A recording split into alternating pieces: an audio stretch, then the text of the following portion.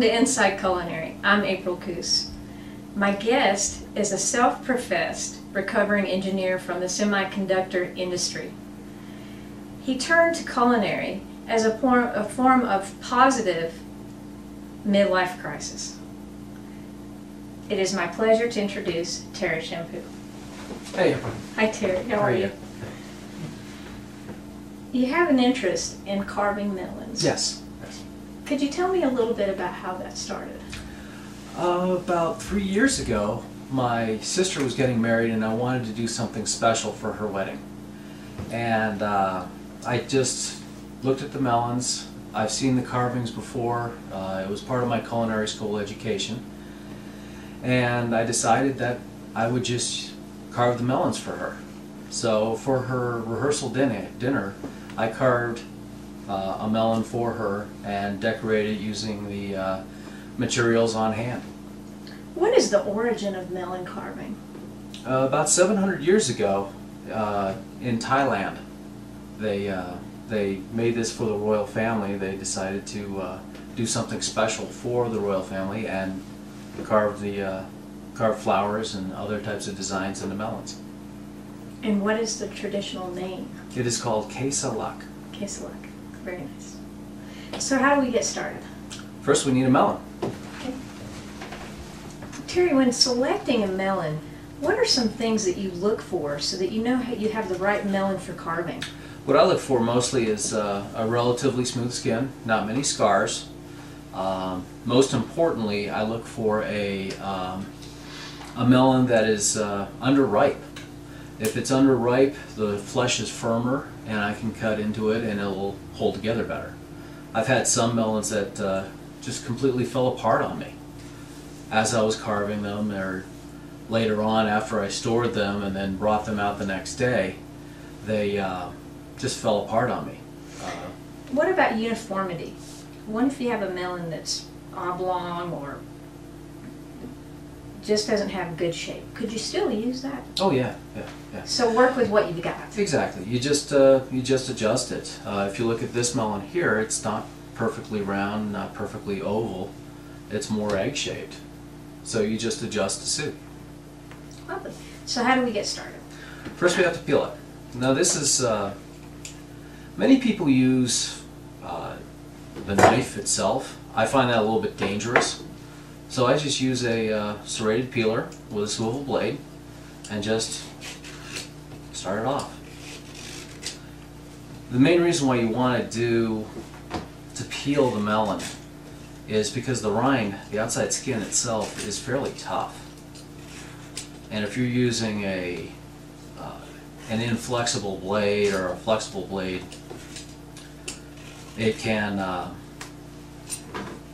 drag on your blade, and it could be difficult to cut through.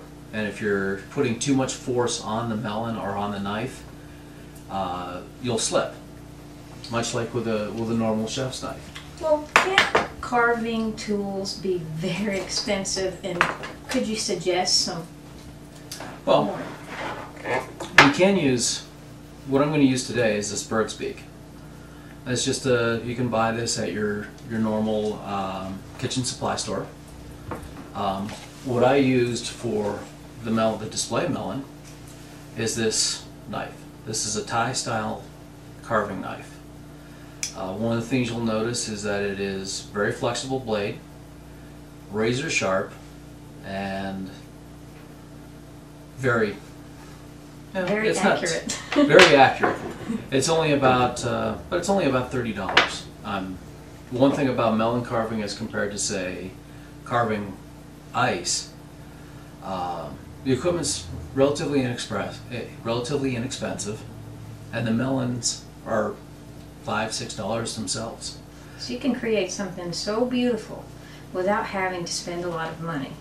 A Exactly. great way to dress up any occasion in your home. So the first step we do is we need to carve a circle. This part is what we carve, the center part, and this is the pollen area of the flower itself. And we start by just carving a circle.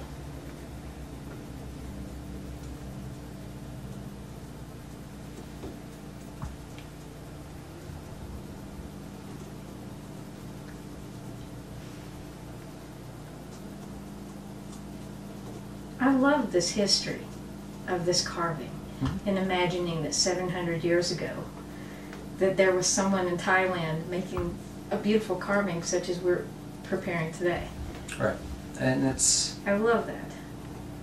It is with a little practice, and it is very easy to do. It's it takes a little patience, a little practice. And the nice thing about this, like I said, as far as compared to ice carving, the material is relatively inexpensive. Whereas ice carving, the block could be a couple $100. And you don't have to carry a chainsaw. Exactly. Great. So the first thing I'm doing here is I am forming a dome out of that center. You want this to be relatively round and nicely arced. You don't want the straight walls or anything like that.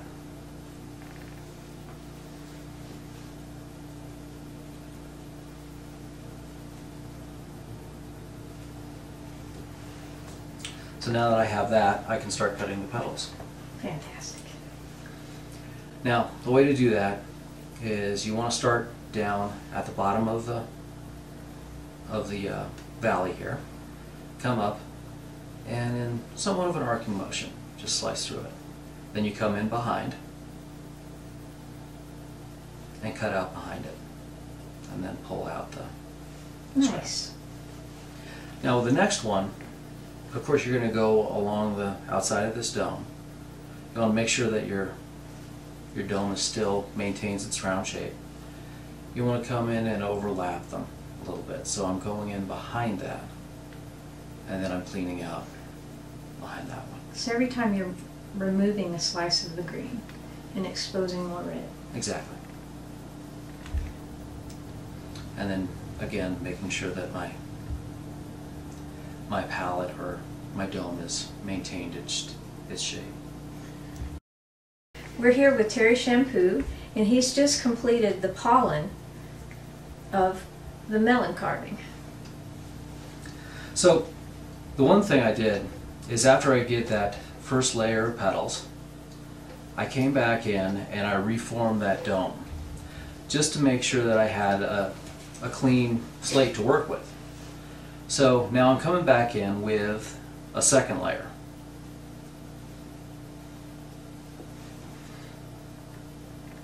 Now, the other thing you'll also notice is that I am going in a little bit deeper into this.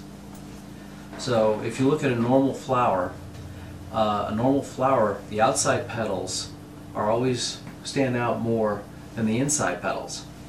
So what I'm doing here is I'm recreating that by making the dome smaller and smaller. Nice. And you can do as many rows of petals as you want. If you want to do 5 rows of petals, you can. Rows of petals, you can.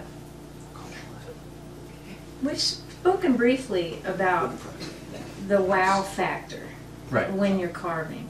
How would you know what were some suggestions that you would have for your leaf patterns or your rose patterns, flower patterns that you could go into for me? It depends on where it's being displayed. If you are displaying something right in front of people, you can go into a finer detail. But if you're displaying something across a room or behind a buffet table, you'd want to go with something large and something that stands out more. More exaggerated. Exactly.